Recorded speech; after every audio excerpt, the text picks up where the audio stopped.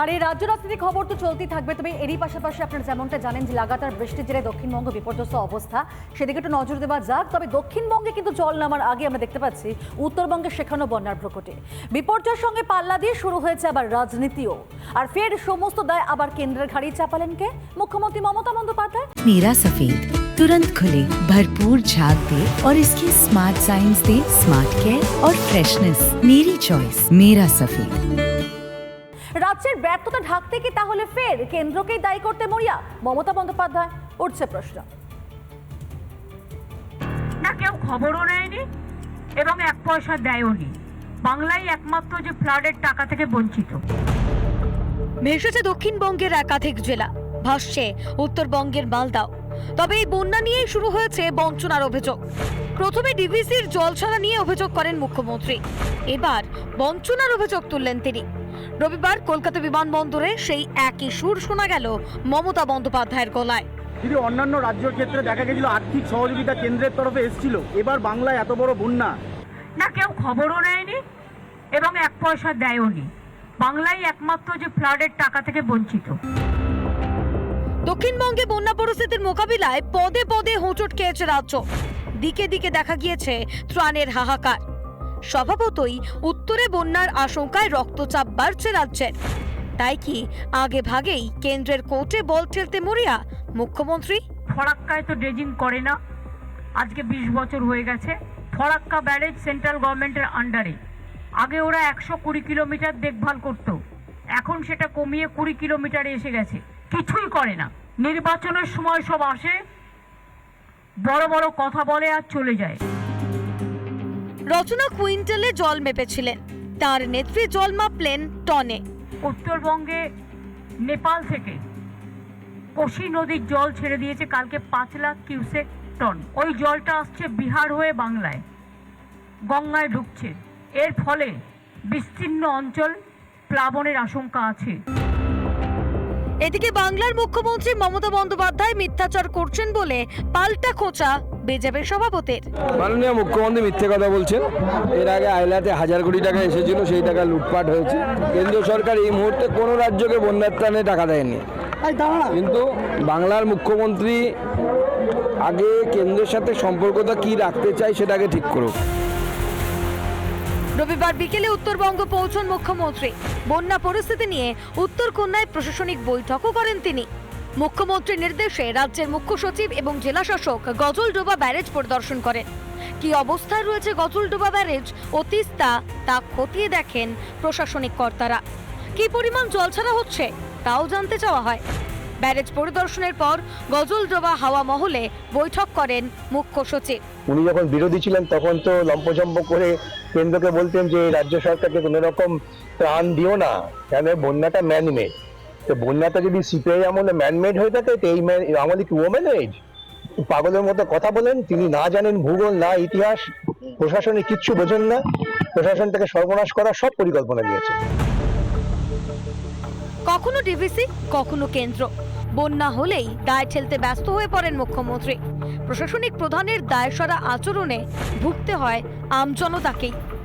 Republic Bangla. কখনো চিকিৎসকদেরকে শাসক নেতার হুমকি, তো কখনো আবার সরকারি অনুষ্ঠান মঞ্চ থেকে লোকশিল্পীদের শাসকের তাবেদারি করার বার্তা। লোকশিল্পীদের অপমান করতেও বাতলো না পুরুলিয়ার পুরপ্রধান নবেন্দু মাহালির। পাল্টা আবার জবাব দিয়েছেন শিল্পীরাও। দেখুন।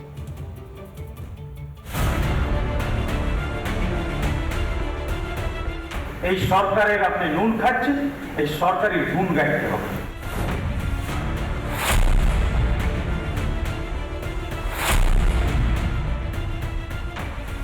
প্রতিবাদ হোক কি গণ আন্দোলন, প্রতিকার চেয়ে সুর চড়লেই যেন সিঁদুরে মেঘ দেখে শাসক। দিক বিদিক জ্ঞান শূন্য হয়ে চলে চোখ রাঙানি। এই যেমন পুরুলিয়ার সরকারি মঞ্চের অনুষ্ঠান, যেখানে কোনো রাগ ঢাক না করেই লোকশিল্পীদের শাসানি দিলেন পুরপ্রধান তথা তৃণমূল নেতা নবেন্দু মাহালি। এই সরকারের আপনি নুন খাচ্ছেন, এই সরকারের গুণ গাইতে হবে। আপনারা যে প্রোগ্রাম পারফরমেন্স পান, সরকারি প্রকল্প প্রচারের জন্য পান।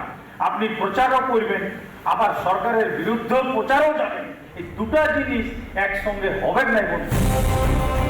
এখানেই শেষ নয়, শিল্পীদের কি করা উচিত নিদান দিলেন তারও। সরকারি ভাতা দেব নাই, পুরস্কার ফিরাই দেবো, যদি কোনো পাইছি সম্মান ফিরাই দেবো। আপনি সরকারেরও সাহায্য নেবেন, সরকারের মঞ্চের জায়গা খুঁজবেন, সরকারের বিরুদ্ধে বিভিন্ন আন্দোলনও সামিল হবেন। এটা বন্ধু কিরকম হচ্ছে? অনুদান দিচ্ছি, অতএব কথা শুনতে হবে আমাদের। শাসকের এই মনোভাব সামনে আসতেই সোচ্চার হয়েছে শিল্পী সমাজ। এইরকম একটা চাপের মধ্যে থেকে শিল্পীদের কখনো বিকাশ হতে পারে না। শিল্পীদের একটা নিজস্ব সত্তা আছে এবং সমাজে যা কিছু দেখবে সমস্ত ব্যাপারগুলো তারা মানুষের কাছে তুলে ধরবে, এটাই তাদের প্রথম কাজ। আমার প্রতিভা আছে, আমার ক্ষমতা আছে বলে আমাকে ভাতা দিচ্ছে, তার জন্য সরকার যদি কিছু অন্যায় করে আমি তার প্রতিবাদ করতে পারবো না, এটা তো হতে পারে না, তাহলে তো আমি গণতন্ত্রে নেই। এই ইস্যুতে তৃণমূলকে বিদ্যে ছাড়েনি বিজেপিও। তৃণমূলের একটি নিম্ন স্তরের মানসিকতার পরিচয় আজকে পাওয়া গেছে। এক রকমের থ্রেট দেওয়া হচ্ছে শিল্পীদেরকে কি যদি ভাতা চাই তাহলে সরকারের গুণ গাইতে হবে। ট্যাক্সের টাকা দিয়ে সরকার ভাতা পাতা যা গেলে যে ডেভেলপমেন্টের কাজ করে সব করে, তো সরকারের নুনের কোনো বিষয় নেই। নবেন্দু মাহালির বক্তব্যে সমালোচনার ঝড় বইছে, কিন্তু এর আগেও এমন শাসানি শুনেছে বাংলা।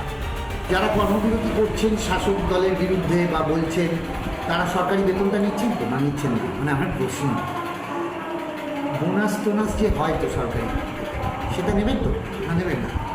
তারা যারা সরকারি কোনো পুরস্কার বা ইত্যাদি নিয়েছিলেন তারা ফেরত দেবেন না? বলুন, ফেরত দিয়ে দিচ্ছি। সম্মান হোক বা সাম্মানিক, সবই দেওয়া হয় করদাতাদের টাকায়। শিল্পী তার নিজ গুণে সম্মানের অধিকারী হন, তাই বলে কি অন্যায়ের প্রতিবাদ করা যাবে না? শিল্পীরা কি সরকারের কাছে দাসখত দিয়েছেন? শিল্পীদের কি চাকর বাকর মনে করে তৃণমূল? কাঞ্চন মল্লিক থেকে নবেন্দু মাহালি, শাসক নেতারা শিল্পীদের অসম্মান অপমান করার পরেও থেকে যান বহাল তবিয়তে। তাই কি সীমা পেরিয়েছে শালীনতার? শিল্পীকে কি এতটাই সস্তা মনে করে রাজ্যের শাসক দল? রিপাবলিক বাংলা। এই সরকারি গুণ গাইতে হবে। বারবার চিকিৎসকদেরকে হুমকির মুখে পড়তে হচ্ছে, আর এদিকে থামার একেবারে কোনো লক্ষণই নেই হুমায়ুন কবিরে। ফের চিকিৎসকদের উদ্দেশ্যে হুঙ্কার চালেন ভরতপুরের তৃণমূল বিধায়ক, আর যা শুনে কিন্তু পাল্টা আবার সুপ্রিম কোর্টের নালিশও ঠকলো আইএমএ। যত মহামিছিল করবে, এরা যদি 1000 লোকের মিছিল করে, আমি তার পরের দিন 5000 লোকের মিছিল করবো, ওদেরকে ঘিরে ওখানে রেখে দেবো মেডিকেল। এই বক্তব্যের পরিপ্রেক্ষিতে আমরা আইএমএ বেঙ্গলের যুগ্ম সম্পাদক হিসেবে আমি মেল করেছি chief justice of the supreme court of India, এবং তার সাথে কপি দিয়েছি আমাদের মাননীয় মুখ্যমন্ত্রী তথা স্বাস্থ্যমন্ত্রীকে। অভয়াকাণ্ডের পর বিচারের দাবিতে যত গর্জন বাড়ছে জুনিয়র ডাক্তারদের, ততই বাড়ছে শাসকের ধমকানি চমকানি। প্রায় নিয়মিত নিয়ম করে শাসিয়ে চলেছেন ভরতপুরের তৃণমূল বিধায়ক। পাল্টা এফআইআর হতেই যেন তেলে বেগুনে জ্বললেন শাসক নেতা। যে আমার বিরুদ্ধে কমপ্লেন করেছে আমি তো তাকে ধরবো, আমি নন্দনবন সেকশনে আসামি হবো আর তাকে রসগোল্লা খাও, এর হিসাব তো নেবই। এর আগেও বজায় ছিল হুমায়ুনের হুমকি। 11 সেপ্টেম্বর আন্দোলনরত চিকিৎসকদের রীতিমতো ধমকেছিলেন হুমায়ুন। মরছে, তাহলে ডাক্তাররা সুরক্ষিত থাকবে কেন? এরপরেই 3টি ধারায় রুজু হয়েছিল মামলা, কিন্তু ওই পর্যন্তই। অভিযোগ মামলা হলেও কোনো পদক্ষেপ গ্রহণ করেননি প্রশাসন। 12 সেপ্টেম্বর আমরা যখন ডেপুটেশনটা দিই, তখন আমাদের মৌখিক আশ্বাস দেন সুপারিনটেন্ডেন্ট অফ পুলিশ যে আমরা সূর্যাস্তের আগেই উপযুক্ত ব্যবস্থা নেব। তিনি বলেন যে একজন বিধায়ককে গ্রেপ্তার করতে গেলে বিধানসভা স্পিকারের অনুমতি নিতে হয়। তাই এর পরিপ্রেক্ষিতে আমরা অপেক্ষা করেছিলাম। তা 12 সেপ্টেম্বর থেকে 28 সেপ্টেম্বর পর্যন্ত কোনো উচ্চবাচ্য নেই। এতেই যেন ধরাকে সরাজ্ঞান করে ফের হুমকি দিয়ে বসলেন তৃণমূল বিধায়ক, যদিও তাকে বিশেষ গুরুত্ব দিতে নারাজ চিকিৎসক ও নার্সরা। আমরা অনেকটা ম্যাচিওর যে আমরা জানি এসব মন্তব্যে কান দিলে চলবে না, আমাদের দাবি ন্যায্য দাবি, এটাই আমরা বিশ্বাস করি এবং আমরা আমাদের আন্দোলন চালিয়ে যাব। বারবার হুমকি হুমায়ুনের, যা নিয়ে তীব্র কটাক্ষ করেছে বিরোধীরা। কবির ওরকম ডায়লগ দেয় আর কি, সস্তায় বাজার গরম করার চেষ্টা করে। কোন ব্র্যান্ডের নেশা করে সেটা একটু দেখতে হবে। বাজার মাত করার জন্য প্রচারের আলোটা থাকা, এইসব লক্ষ্য কি করে উল্টো দিকে ঝুলিয়ে সোজা করতে হয় সেটা বিজেপি সরকার এলে করে দেখাবো। মেন্টাল হাসপাতালে ভর্তি করুক, আর কি আছে। আরজিকর ইস্যুতে সম্প্রতি দলের কাউকে মুখ খুলতে বারণ করেছিলেন স্বয়ং মুখ্যমন্ত্রী মমতা বন্দ্যোপাধ্যায়। তারপরেও হুমায়ুনের ধারাবাহিক হুমকি। কোন সাহসে এমন আচরণ শাসক নেতার? তাহলে কি মমতার প্রচ্ছন্ন প্রশ্রয় বারবারন্ত মুর্শিদাবাদের নেতার? রিপাবলিক বাংলা।